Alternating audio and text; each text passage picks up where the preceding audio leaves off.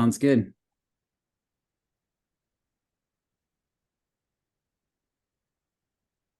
Howdy.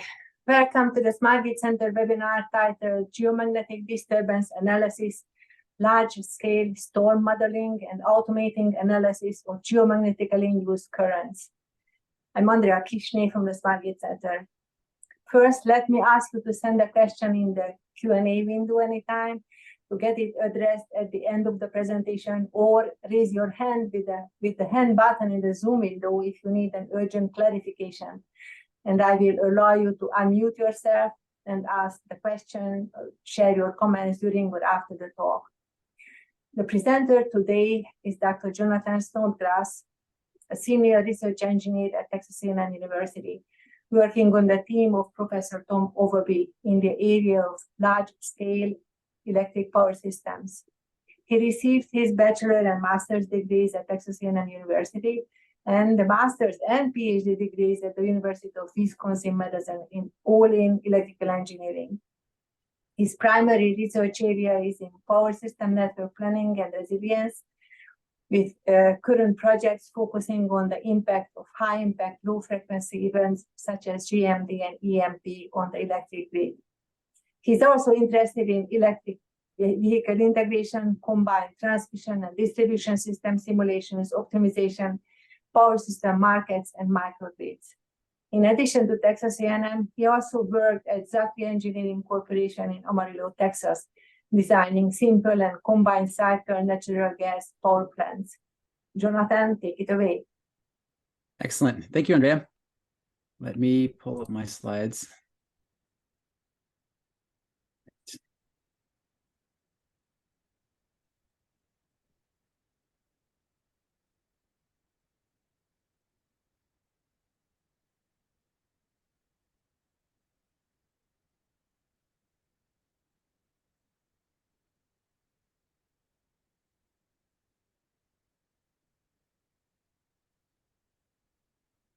Okay, can everybody see the presentation?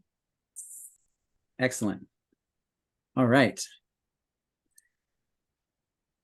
Howdy. As Andrea mentioned, I'm Jonathan Snodgrass, and I'm going to be presenting on geomagnetic disturbances and some large-scale storm modeling and automation of the GMDs. So this is building on some work that we here at Texas A&M have been doing for several years. We've had several ongoing projects related to geomagnetic disturbances. And I'm excited to share both kind of an introduction for those of y'all who aren't as familiar with geomagnetic disturbances and how to model them, what they are, what they do. I'll provide kind of more of a high-level background. And then for those who are fairly familiar, I will dive in a little bit into some of those details, but mostly I'll be focusing on some updates on recent modeling developments and also a integrated assessment tool provided by our partners at EPRI. First, I'd like to give a little bit of a pitch for an upcoming short course we have at the beginning of next month. It will be at the Texas A&M Relis campus. It's a campus close by to the main campus here at in College Station. The instructors will be Professor Tom Overby, Bob Arrett at EPRI, who is the lead developer on the integrated assessment tool, and myself. Registration is open. There's information provided here, and Andrea will also post the link in the chat, and she'll also include that. I believe she sent out a notification to everybody who is on the mailing list, but there will be another notification sent out about this short course. And this webinar today gives a brief introduction to some of those topics. So if it's piqued your interest and you're looking to learn more about GMDs, or you're looking to get some PDHs for your PE, please join us at this course. So this was the last year's course. It was a full house. The registration was 24 people last year, but we've recently renovated this space a little bit to allow to combine it with the space that's behind the screen. So we'll have space for up to 40 participants this time. To give a high-level overview, GMD events are constantly changing. So an in-depth GMD analysis should include multiple scenarios. This is kind of if you don't get anything else from this presentation, this is the take-home message, is that a GMD event is a dynamic and constantly changing event. So we should consider multiple scenarios. As I'll mention later in this presentation, the magnitude and the angle of the field is changing quite a bit. And so just designing your system for one operating point is a good first step, but the encouragement is to consider multiple scenarios and multiple time points, as I'll cover later. But also wanting to put this into context of the larger field of power system resilience. As I'll mention shortly, high impact, low frequency events are something that can cause damage to any system, whether that's transportation, power, food, buildings. But the power grid especially is potentially vulnerable to a large number of these high impact, low frequency events. And geomagnetically induced currents are one of those such events, and they should be simulated as part of a much larger effort to increase the resilience and robustness of our power systems. So as I mentioned, putting this into context for those who might not be as familiar with power systems. So there's a much larger sphere of events called high impact, low frequency events. And so I've mentioned some of these categories here. There's the traditional ones that you think of, such as extreme weather due to hurricanes, tornado, flood, drought, or also cyber attack or physical attack for adversarial type attacks. And there's the two major categories of the type of attacks or damage. There's accidental and adversarial. So the accidental ones could be something along lines of like major operating error, or you accidentally running your car into a utility pole. But the point is that geomagnetic disturbances, which are a category of space weather, are just one of the many such events that are infrequent but high impact, that can cause damage or disruptions to electrical grids. So one benefit of power system modeling is that when we simulate different events on the electric grid, we use similar methods. Without going into all the details, those who are familiar with electric power system modeling know that contingencies we can model, whatever causes a transmission line or generator to go out, whether that's a physical attack, cyber attack, or a GMD, it's still modeled in a very similar method. The frequency and which generators or which transmission lines are more likely to trip or go out of service is the subject of the modeling and simulation, which I will cover later. But the push that I'm encouraging people to do is to consider larger numbers of scenarios. We'll be presenting a webinar in the future too about our modeling of multiple scenarios for multiple weather scenarios, using to examine renewable generation using weather scenarios. And so that's another type of large-scale grid simulation that needs multiple scenarios. And so the goal too is that as you have these additional scenarios, having a way to be able to automate the simulations of the grids, not necessarily running, but the simulation, instead of running through simulations manually, being able to process multiple simulations is needed. And so potentially looking at something like AI, although that's not the topic of this webinar. But specifically, this webinar is going to be addressing space weather. So what is space weather? What are geomagnetic disturbances? So like the Earth, the sun has its own weather. We have 4 seasons, and the sun has one. It just has changes in that season. The solar cycle is around 11 years, and so it goes from solar minimum, the minimum number of sunspots, to solar maximum, which is the maximum number of sunspots. And so as the number of sunspots increases, so do these coronal mass ejections. So there's the continuous stream of plasma called the solar wind, which is present all the time around the sun. But as sunspots increase and solar activity increases during the solar cycle, there are these periodic releases of large amounts of matter in what's called a coronal mass ejections, or a CME. And most of these CMEs pass off harmlessly into space and don't cause any damage to any planet or don't even hit Earth. But the few percentage that do wind up hitting Earth cause magnetic storms. We're most familiar with these magnetic storms from the aurora borealis. So the majority of people, when they think solar flare, they think pretty lights in the atmosphere, which is correct. But for us power systems engineers, we think disruption and potential damage to the power grid. But the power grid is not the only thing that space weather impacts. There are, anytime you have magnetic fields and electric fields, you could potentially disrupt other things, other sensitive electronics, such as spacecraft, GPS. The GPS signal is also disrupted, and can have effects on communications, avionics, and also it can, just like I'll share later, the current can be induced in transmission systems. Also currents can be induced in pipelines as well, using by a similar method. And I'll pause here for a second and say, if anyone has any clarifying questions, feel free to either raise your hand and I can, Andrea or myself can unmute you, or you can type in the Q&A in the chat. And if you have a generic question or a clarifying question, if you have more in-depth question or want to have more of a discussion about anything I presented, let me know. We can discuss at the end of the webinar. So what causes GIC? So GIC is geomagnetically induced current. And this is kind of a high-level explanation of what causes geomagnetically induced currents. So as I mentioned, first thing is a coronal mass ejection, or a CME, is ejected from the sun.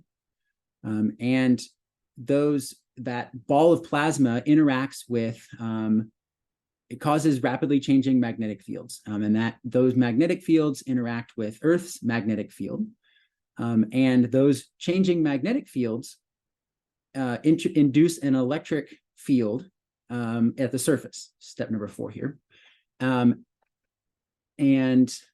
let me see if I can get a pointer.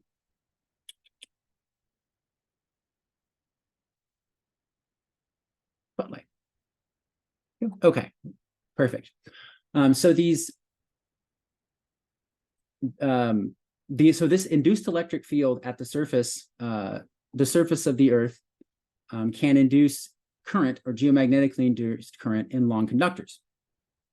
And I won't go into as much of the technical details now. If there's time at the end of the webinar, I will go through some more of the equations as to what causes those GICs to arise in those long conductors. Also, a couple of years ago, my predecessor, Komal, gave a webinar where she went to a little bit more detail about those calculations. And also, too, we'll be covering this topic in much more depth in our upcoming short course.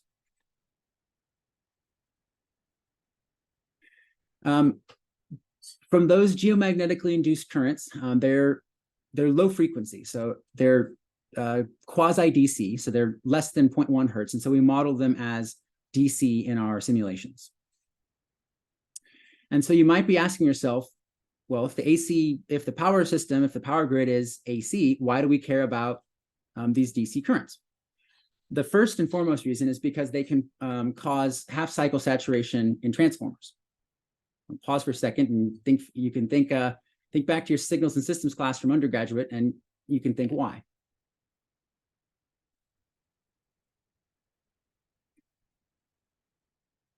I'm sure some of y'all who are familiar with GMD analysis already know, but the answer is because Fourier. When you drive a transformer into half-cycle saturation, it cuts off this sine wave. So when a transformer leaves the linear region and goes into the saturation region, the flux goes from being a normal sinusoid to saturating at the top. So it goes, the flux in the transformer goes from sinusoidal to part square wave at the top.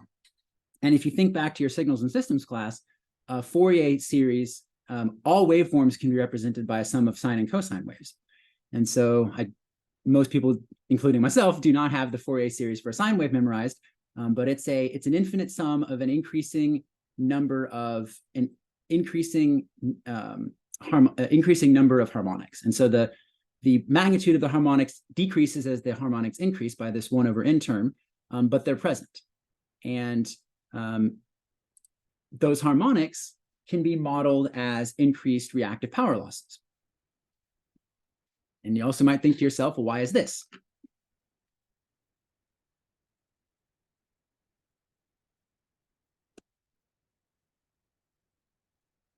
So also, too, if you think back to your circuits class, the impedance of a transformer is mostly inductive. So the impedance of a transformer is J omega L. And for a normal 60 hertz power system, we normally assume the frequency is constant at 60 hertz, which is a reasonable assumption if harmonics in the system are low. However, when you have increased harmonics in the system, the impedance of the transformer changes with respect to those higher harmonics. And so as the impedance changes, as the impedance of a transformer, as the harmonic, the magnitude of the higher harmonics increases, so the impedance seen by those harmonics increases and increases reactive power losses. And so you might ask yourself, okay, well, why is this reactive power loss a problem? And so power systems experts will know that reactive power loss, as reactive power demand on the system increases, the voltage will decrease. But also the harmonics can also cause issues with SVCs or static VAR compensators. And for the inverse of the reason for the transformers is that static VAR compensators are thyristor, usually thyristor, sometimes other power electronics, switch capacitors. And if you think back to circuits again, the capacitor has a low impedance as the frequency of the wave, as the frequency increases, the impedance of a capacitor decreases. So capacitors are low impedance path for harmonics. They at high enough frequency, they almost act like a short. So it draws in more of this current, potentially causing the relays to spuriously trip. And also the harmonics themselves can cause issues with relays with CT saturation. And finally, geomagnetically induced currents can cause transformer heating and damage. And we'll get to that in the next slide. So as I mentioned, the impacts of geomagnetically induced currents are twofold. Potentially could cause voltage collapse, as I mentioned, due to the transformer reactive power losses, and also tripping of reactive power devices. And another potential cause another potential problem is transformer damage, including to generator step-up transformers. So back in 1989, there was a large geomagnetic disturbance that caused a blackout in Quebec. There's a more detailed report available online, but kind of the high-level overview is that there were 7 SVCs that tripped in rapid succession before the operators could respond and switch them back into service. And so it caused a voltage collapse of part of the Hydro-Quebec system within a matter of seconds, 25 seconds later. And that blackout traveled further south to Montreal and caused a near total outage of the system in Quebec. The total outage was about 9 hours. The power was restored over that duration. There was small outages in the Northeast United States, so New York, New England, and there were various other grid issues that were caused, I believe, also in the upper Midwest. Thankfully, in the United States, there were no blackouts. So the question is, how do we model and simulate these geomagnetically induced currents? So there are 4 main methods that can be used. And the first 2 are kind of the most commonly used currently in industry. One is a single snapshot, and I'm mentioning the word NERC benchmark event. That's my next slide. I'll explain that in a second. So the first is a single snapshot, the traditional engineering method of worst case analysis. If you can identify the worst case and you can definitively say, this is worst case, and you can prepare for that worst case, then you can conclusively say, I prepared for the worst case that will happen. Everything else is under this upper bound or within this subset of worst case, and if there is only indeed a single worst case, and you can prepare for it, then you can say all other scenarios are fine. So that's kind of the premise of this single snapshot method. Then there's the spatially uniform time varying, which is the NERC, uses the time series for transformer thermal analysis. You can also enter the DC voltages directly for each transmission line. And I realize I'm playing a little bit fast and loose because I didn't explain how the DC voltages were calculated. But again, like I mentioned, if I have time, I'll explain it at the end. If not, please feel free to join us in November. And the spatially, another way is to use full spatio-temporally varying electric fields. The last method is, in a sense, the most accurate because geomagnetic disturbances are full spatio-temporally varying. The electric field is not uniform, as I'll show a little bit later in this presentation. It varies both geographically and in time. But as I mentioned before, if you can conclusively say that there's a single worst case, then you can simulate that worst case, and you don't need to worry about the time varying or the spatially varying part. However, as I mentioned at the beginning of my webinar, this is not necessarily the case. The challenge that I leave to everyone, both my industry friends and collaborators, as well as my fellow academic researchers, is can we conclusively say that a single snapshot is indeed the worst case? I think I see a question.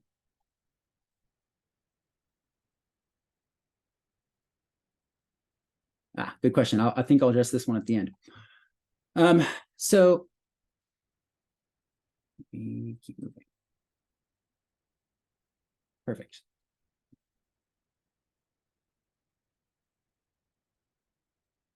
So this is a high-level overview of TPL-007.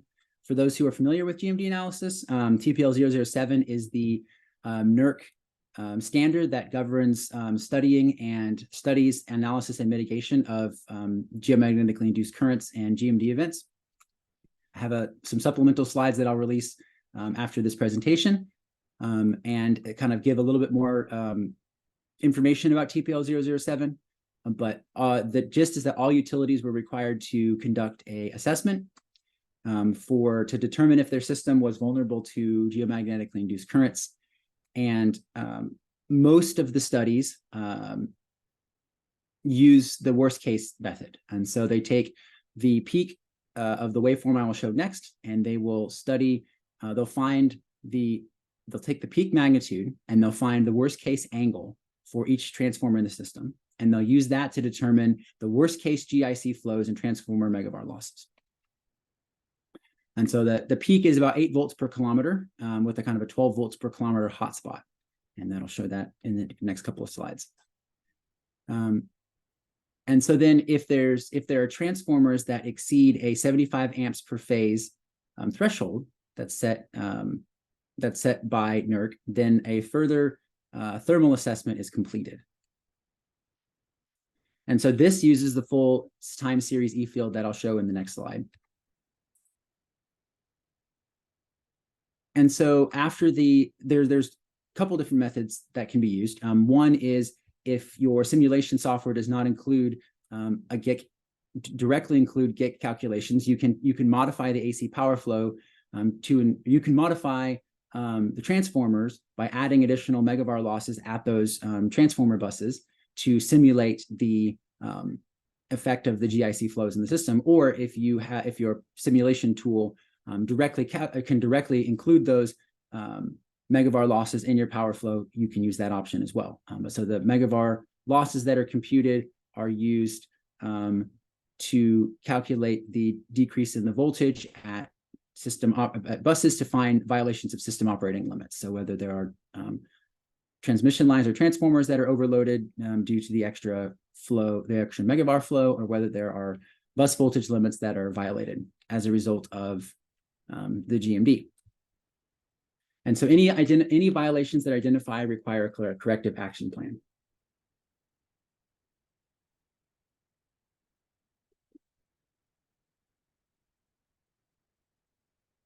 All right. So as part of this standard, NERC released a benchmark event.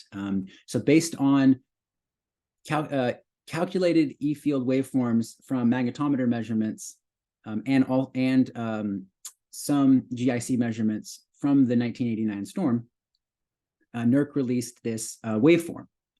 And it's supposed to represent a 1 in 100 year event, which is, as a side, what really is a 1 in 100 year event. If we've had, for those who are from Texas know that Houston has seen multiple 1 in 100 year event floods in the last few decades. So that has put a pin in the question: is this really a 1 in 100 year event? But I'll get back to that. So the storm duration is this particular waveform. The storm duration is about 31 hours. The peak E field is 8 volts per kilometer, about 25 hours into the simulation. And this peak of 8 volts per kilometer is used for the single snapshot worst case analysis. So this is the NERC benchmark event waveform.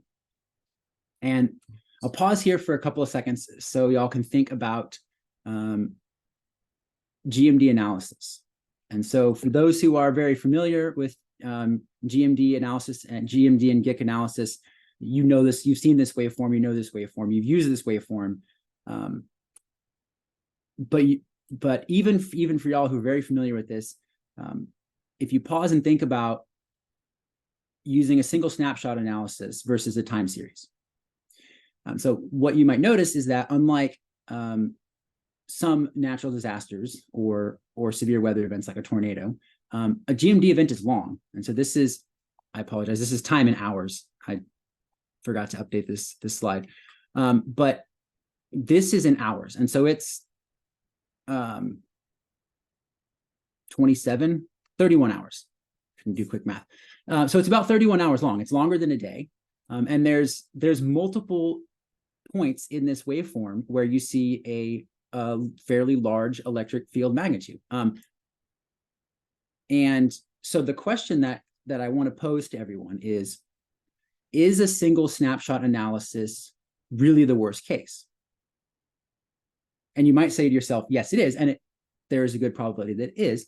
But the takeaway message that I want to leave with everyone, and the question that I want to put in your mind, a little pebble in your shoe, is if you optimize your system conditions for a single snapshot at a single point, what happens when the system topology changes, or what happens when the storm changes? So let's think about this for a minute. I get my pointer out, my laser pointer. So here's the 8 volts per kilometer peak waveform, and it's for the sake of this presentation, let's just assume the storm starts at midnight, but in reality, you don't know when a GMD is going to start, which therein lies part of the problem. You don't know if the peak of the storm is going to line up with when your grid is the most stressed or not.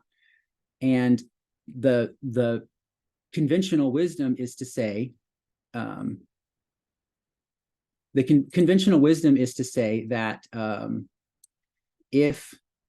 so I'm going to move my zoom tool out of the way. Pardon. The conventional wisdom is to say that worst case scenario is peak operating time, peak operating conditions, where that you're going to have the most megavar demand, and that's going to cause the lowest system voltage, which in most cases is completely accurate. And so when you optimize your system, when you do your GMD analysis and you do your you create a corrective action plan if there is one, and if you're planning for a GMD event to happen, and you see and you switch in generators, you switch in reactive power devices, you reduce loading on transformers, you can do all of that for a single point in time. But then the question that I pose to everyone, and this is the question that we here at Texas A&M are working on answering, is what happens when the system topology changes? So I'll go to the next slide really briefly. There we go. Same graph, just a little bit zoomed out. But the key here is there's a fairly large time gap between these 2 points. So for example, if you have planned your system to be, say, peak load, which is fairly accurate. If you're around, if one of your peaks is at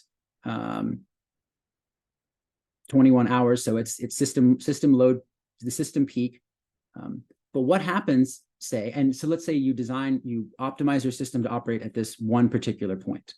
But then the question, though, is what happens if the system conditions and the storm don't line up with what you've planned? So perfect example is at 7:44 in the morning, the GMD, this benchmark event was also at 7.6 volts per kilometer.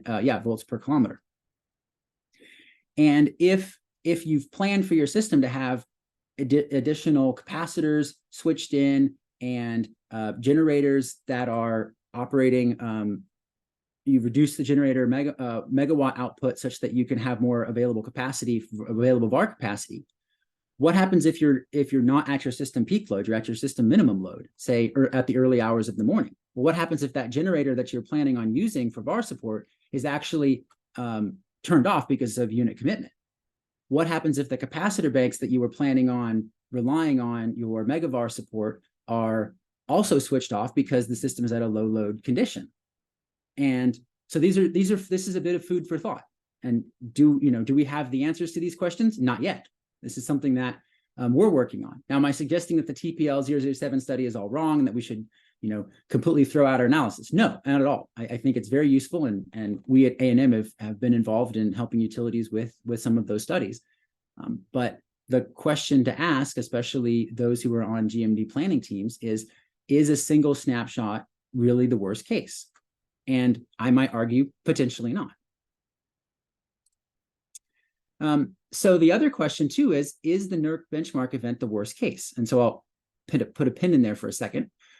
So those who know that waveform know that the peak of 8 volts per kilometer is only at, I believe, 50 degrees. No, I don't remember the exact number of degrees latitude. It's slipping my mind. But that's in northern Canada. There's two scaling factors that you use to determine your peak electric field, alpha and beta. And so the alpha scaling factor is related to the geomagnetic latitude, which in North America, we can approximate it by the geographic latitude, but in reality, the two are slightly different. But the geomagnetic latitude, the further south, and this makes intuitive sense why you can't see the aurora borealis in Texas, but you frequently can see it in northern Ontario, is that the impact of solar flares becomes less pronounced the further south you move. And so that's one of the scaling factors. There's also a beta scaling factor, which has to do with Earth conductivity. And I won't go into all the details now, but we will in our short course, is that as the resistivity increases, the effect of geomagnetically induced currents increase. And if you think about it, it makes sense because the geomagnetically induced currents will flow through the ground and they'll also flow through transmission lines. But if the ground is more resistive, it's going to push more current through the transmission lines as opposed to more of that current flowing through the ground. It's a bit of a crude way of explaining it, but that's one way to think of it. One of the ways. So if you look at it, if you look at Texas, when you factor in both the alpha and beta scaling factors, you'll notice that the peak E field is only around 1 volt per kilometer, so very mild. And for our friends over at ERCOT and other Texas utility, or ERCOT's an ISO, but Texas utilities and ERCOT are ISO, when they conducted their TPL-007 study, the result was that there were no issues identified in Texas because of the low electric field magnitude. I'm going to pause, see if there's another question. Okay. So, and I already mentioned this earlier, I left this in here for those who are going to read my slides later. So then the question that I'm posing is the NERC benchmark event sufficiently large scale? And the question is, maybe not. So for those who know their space weather history, the Carrington event is largely considered to be widely considered to be the largest scale event that we've experienced in recorded history. It was in September of 1859. And anecdotal evidence, I guess, showed that while we didn't have a power system, we did have a telegraph system. And telegraph operators were shocked, and some telegraph systems failed, sometimes catastrophically. And there were even reports of telegraph operators disconnecting their voltaic batteries and operating the system, operating their telegraph equipment using the induced current in the system, I mean, in the telegraph lines. And there was one conversation that was recorded for happening for, I believe, 45 minutes, although it could have been longer. So the question is that NERC benchmark event worst case enough, or should we be simulating something stronger? And that's an open question. So I don't think I'll get to showing the full slides on this, but this is the high level version. So we collaborated with Dr. Jen Gannon at CPI, who also was the lead in installing our Texas magnetometer network. For those who watched Komal's webinar several years ago, she talked about our Texas magnetometer network, and that's you can go watch her webinar and if you want to learn more details about that. But we worked with her, and she created a synthesized Carrington event for the UK as part of a project, and she worked with us to get that storm adapted for Texas. And so the simple answer, the question that you might ask is, well, 1859, we didn't have modern magnetometers. How are you going to recreate a storm that happened over 150 years ago? And so the answer is using different data for different timescales. So there was one magnetometer. The short answer of this story is there was one magnetometer in Kolaba, India, that didn't saturate. It was an old, was a mechanical magnetometer, and it didn't. And the magnetic field readings were every hour, and it didn't saturate. All the rest of them did. So we don't know if we don't know what the actual peak was. So you take that magnetic field data and you scale it to the Texas latitudes, and so that's the underlying kind of the underlying waveform, low time scale, low frequency, but the underlying kind of envelope is the word I was looking for. Then Jen used 1 minute data from, this is Del Rio, DLR. There was a 2003 storm, fairly mild, that she used to generate the 1 minute resolution data. And then in 2011, when we had access to more high resolution data from more modern magnetometers, I guess modern is the wrong word, but more high fidelity data available from magnetometers, she was able to take some information from a 2011 storm and to get the 1 second resolution, the high frequency, well, in geomagnetically induced current terms, high frequency, high resolution data. And she combined that with I realize I'm pointing at the wrong screen, I apologize. The sudden storm commencement data from 1991. So combining all 4 of these waveforms together, in addition to the conductivity zones from USGS and EPRI, our partners and friends at EPRI, you'll notice the peak electric field waveform for Texas is 7 volts per kilometer scale. This is the calculated electric field waveform, which, if you think back to the slide a few of my slides ago, is seven times higher than the peak from the NERC benchmark. So which raises the question, is the NERC benchmark severe enough?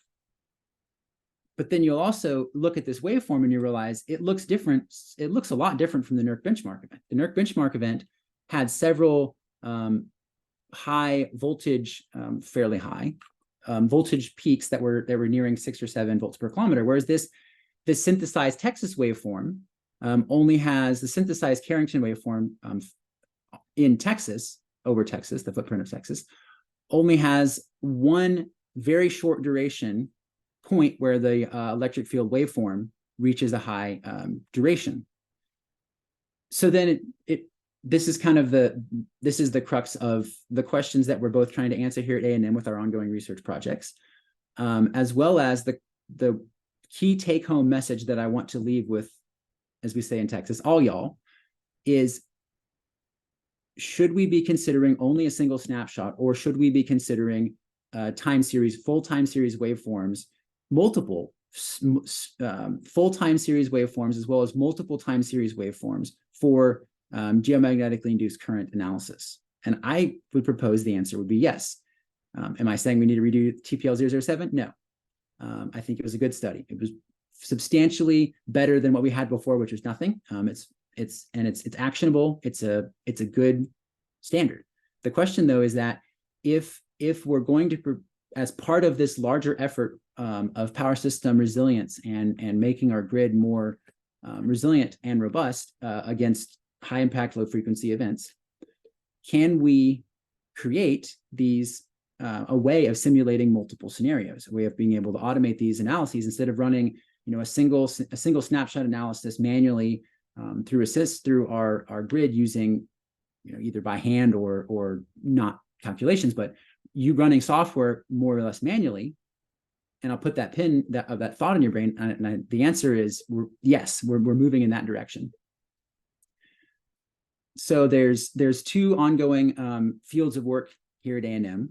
Actually, there's more than two, but two that I'd like to highlight. One is generating multiple scenarios, both for geomagnetically induced currents, GICs and GMDs, as well as other high impact, low frequency events, or even just operating conditions. Instead of picking only a couple of operating points, like the traditional spring, summer, like a peak, shoulder, and minimum, we're going to need to consider more operating points in our planning models. That's another topic for another day, but it's in the same vein of these geomagnetically induced currents, is looking at a single storm. Is that A, worst case, but B, is that really capturing the range of what potential geomagnetically or geomagnetic disturbances we could see? So this storm also shows, or this slide also shows the envelope of the uncertainty, and it also highlights the fact that this is for the UK field. You'll ask yourself, why does this look different? This is the original waveform that Jen generated for the UK. And there's this is coming from experts in the space weather community. We're power system experts, and we work with experts in the space weather community. And even them as world experts, there's still, just because there's so much uncertainty in modeling, we don't know what the exact peak is.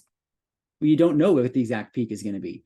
There's a pretty high range of uncertainty, error bounds, and there's multiple reasons for this. But then that begs the question, and I realize I would like to leave a little bit of time for Q&A at the end. So if we should do as we propose, if we should simulate multiple GMD events, or at least use time series E-field waveforms, how can we automate this process?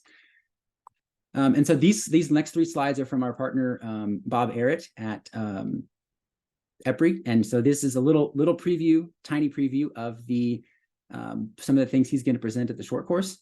But he and his team have been working on integrating the different tools. So for those who've done a TPL 007 assessment, you know that you have to do, if you do a transformer thermal analysis, if any of your transformers exceed the 75 amps per phase requirement for the thermal analysis, you need to do a full thermal analysis, you need to do harmonic analysis, and there's no, let's say, one-stop shop for that. There's multiple tools.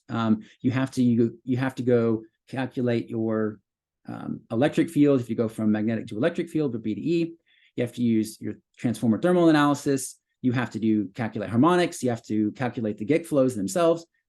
So you've got multiple tools. And before this project with EPRI, funded by PNNL, we're working in collaboration with EPRI. These tools were separate. And so you would have to run your GIC study in PowerWorld, and you have to export a file and then load it into ETTM, run that analysis. You'd have to then run separately in GICharm, and it was doable for a single snapshot or for only a handful of transformers. But let's say you want to do multiple scenarios. You want to do a time series. You want to do time series GIC instead of you want to calculate multiple megavar losses, or you want to do multiple GIC flows over a time series. How can you do that in an automated way? You can't do that manually by just clicking buttons that would take far too long. So what Bob and his team have done is created this integrated assessment tool as part of a research project that connects all of these tools that I've mentioned. So it using automation scripts. So for PowerWorld using SimAuto and either Python or MATLAB, they've made their software available to both if EPRI members as well as I say EPRI members. And Bob will explain more about how this automated tool works in the short course that's coming up. But another piece that's going on of research that's going on here at A&M is also the same of integrating doing integrated assessment where we can generate, instead of just looking at a single waveform and just hoping that that's the best case, we're creating kind of a suite of test patterns, we're calling them. And realize my time's running out, so I don't have time to go over those slides, but creating a series of test patterns that will look at a variety of different GMD waveforms or simulated GMD waveforms that we can use to create a variety of system operating conditions to really ask the question, what is worst case? And then once we determine if there is no one single worst case, there's a variety of cases that could be bad. There's not one. You design for this one operating point, this one GMD storm, and you've covered all the other ones. If you have multiple cases that could be bad, and we don't have one worst one, then the question is, how can you change your operating procedure to still use similar methods, but to say, do this type of analysis or do these types of things rather than switch in this exact transmission line or this exact capacitor, but instead provide recommendations and guidelines for operators to say, look, do this type of system change or this type of operation, or even hopefully too, as we do assessments for multiple GMD storms, to say what transformers experience high GIC flows across multiple storms. And you can say with a fairly high degree of certainty, yes, we do want to put a GIC blocker at this transformer, or yes, this transformer will overheat if a storm above this magnitude and in this angle range hits. So we do need to wind up switch. We need to reduce the load on this transformer no matter what storm hits. Or you can say, out of the 10 storms we simulated, these transformers only were susceptible to like this one particular storm. And if that particular storm doesn't hit or doesn't happen, then this transformer is going to be fine. And then so therefore you don't want to optimize your system for a condition that won't occur. So I will go ahead and stop here and open up the floor to questions.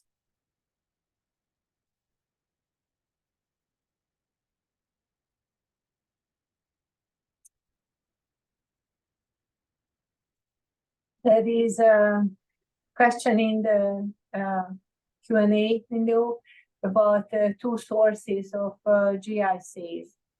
In addition to induced electric field on the surface of the Earth due to eddy current, some researchers indicate that as transmission lines cut the magnetic fields caused by CME, by Faraday law, we have induced voltage on each transmission line.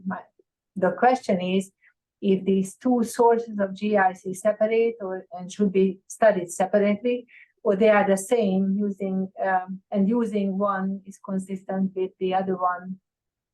What do you think? That's a really good question. So I don't want to speak definitively on this topic because I'd have to look at when you talk about there's some researches, and when you mention that research, I'd have to go look at those papers myself to really say definitively. My gut answer is that, and I could be wrong. So if there's someone in the audience that says, no, you're wrong, please feel free to pipe up and I'd love to discuss things. But my gut is that the induced voltage on the transmission line directly by the CME is fairly low compared to the voltage potential across the transmission line due to the induced voltage in the earth. So my my gut answer is that you only need to simulate the effect of the earth electric field, as opposed to looking at the effect of the CME directly on the transmission line. However, if I am incorrect, and that's not the case, if so, please, my emails at the beginning of this presentation, shoot me that. I'd love to see those papers. If that's the case, then it would not be particularly hard to include the second, the other effect, the effect of the direct coupling with the transmission line. It would not be hard to include it in the simulation. So, but yeah, excellent question. Other questions. Do all GICs show up only as low frequency, 0.1 Hertz induced currents in BS equipment?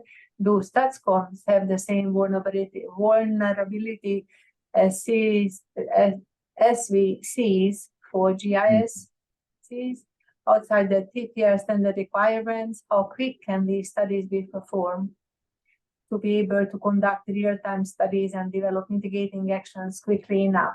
What specific mitigating actions could be then taken to protect transformers in real time? These are all really, really good questions. Okay, so do GICs show up as only as low frequency? Yes. So the GICs themselves, because the magnetic field is changing fairly slowly, the induced electric field is changing fairly slowly. And I say slowly, meaning in comparison to the 60 Hertz, the fundamentals, I mean, the 60 Hertz grid frequency. So the answer is, I would say the answer is yes. For harmonics, does it, yes, the answer to that is yes. StatComs, I actually don't know. That's actually a good question. I should look that up myself. I'm not a power electronics expert, so I don't know off the top of my head. So I'll have to get back to you on that one. And then the TPL, yes. So the TPL, outside of the TPL requirement, so that's actually an excellent question. As I mentioned, Komal gave a webinar several years ago where she talked about state estimation, GIC state estimation, and that's actually a piece of the project that we're doing with PNNL. A piece of a project we're doing with PNNL and EPRI is to look at, the answer is we can, but improving the state estimator that we've made in the past. State estimator meaning taking GIC measurements and estimates of electric field from magnetometers and taking that and estimating in real time, GIC flows on the system. And so the answer is it could be done in real time. And especially if you have a suite of storm data and you can kind of guess, I'm not a space weather expert, so I don't know if this is strictly possible, but if you're able to kind of guess as to how severe the storm might be, you could kind of in real time forecast or guess how bad could this current storm be. And to answer your question about mitigating actions, so the most severe one is taking the transformer out of service. I mean, if a transformer is, if such an action won't cause other violations or any sort of other failures of the system, a transformer could be taken out of service. The most likely one is if there's enough advanced warning, then the loading on that transformer can be reduced, either by redispatching generators, load shed, preferably not, but it could be. Another mitigating to protect the transformer, there have been plenty in the literature of mitigating efforts that are kind of more novel ones that are thrown out there. I'm not an expert in some of those, but kind of a classic way of mitigation is GIC blockers. And so the short answer is you can put a capacitor in series with the neutral connection of the transformer and a switch capacitor. So you would switch in the capacitor to, magnetically isolate it from, electrically isolate not isolate, but in the DC sense, because a capacitor is an open circuit in DC, and so it would prevent the GIC current from flowing through the neutral of that transformer, and so that is another way you could mitigate the effect of the GIC damage to a specific transformer. The problem with GIC blockers is that they're cheaper than replacing a transformer, but they're still not inexpensive. And the question is where to put them. Like I mentioned, if you place your GIC blockers only based on a single snapshot of a single GMD event for a single system operating condition, that placement might not work. That might not be the transformer that winds up seeing high GIC flows based off of another storm and another system operating condition. So we would have to look. We'd have to do as I suggest, as we here at A&M suggest, of running multiple scenarios to really better determine where to put those GIC blocking devices. That's a great question. Those are all great questions. Okay, the next question. At San Diego Gas and Electric Utility, they have GIC meter on the neutral of a transformer. Is this enough to estimate the maximum voltage per meter? That's a great question. So that's actually what the state estimator I was describing does.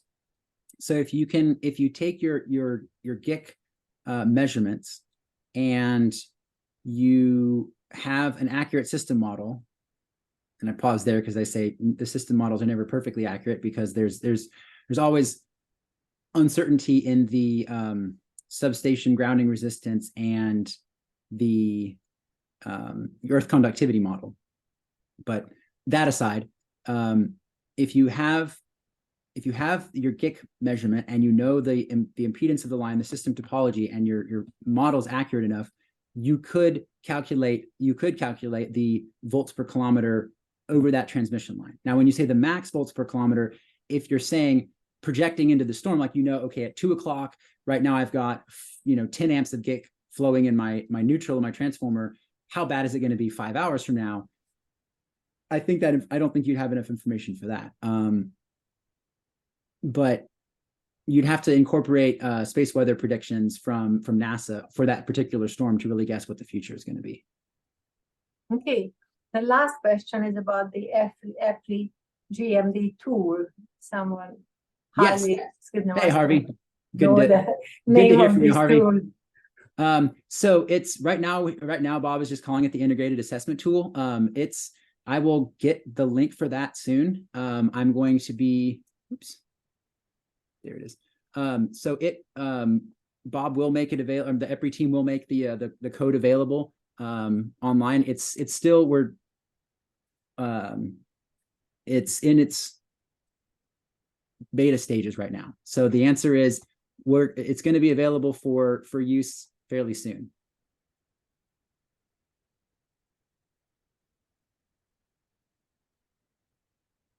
There is one more question from Richard Geyer. Are you using flux gate magnetometers or proton precision magnetometer, or if using cores with or without ferrite cores? Do you have system responses? That's a great question. The answer is I actually don't know. I'm not as familiar with the magnetometers because Komal was the one who was working with Jen to get those installed. I'd have to look. I know the answer is around here somewhere. If you shoot me an email, I will follow up with that one. And I see a comment also from Richard. Very good presentation, Jonathan. It would seem to be a good idea to use full-time waveform analysis. Would also be a good idea to incorporate lateral as well as vertical changes in Earth conductivity model for both tensor impedance components measured in magnetotelluric soundings. Yes, I think we're speaking the exact same language. You're coming at it more from, I think, a GIS, I mean, not GIS, geological perspective. But the answer is yes. We've looked at different Earth conductivity models, and that's something that would be part of the integrated assessment, where it is part of the integrated assessment tools, the ability to switch between different Earth conductivity models, whether using 1D, 3D, And then also too, when updates, I know the USGS is working on, I'm sure you know this, the USGS is working on their geological survey, and I think they're wrapping that up. They're looking for a little extra funding to finish up, to do a bit more in-depth study towards the Appalachian region and I think the Pacific Northwest. But once they finish that up, then being able to load in the latest Earth conductivity models from USGS and EPRI as well into that integrated assessment tool is another benefit of that. So go ahead, sorry. Unfortunately, we have run out of time, so we need to wrap this presentation up. But I will download all the questions, and hopefully you can discuss it further in email discussions. So with that, thank you, Jonathan, for this compelling presentation on GMDs, and also for everybody for attending this webinar. And I want to point also to the GMD short course to be held on November 1st and 2nd. If somebody is interested in more in-depth knowledge and learning and more discussions, please register to this event and join us there. Our next webinar will be held on October 18th on creating and validating dynamics models for synthetic grids by Dr. Adam Birchfield. Please watch out for the announcement coming early next week. So until then, take care and goodbye, everyone. Bye, everyone. Thanks for joining.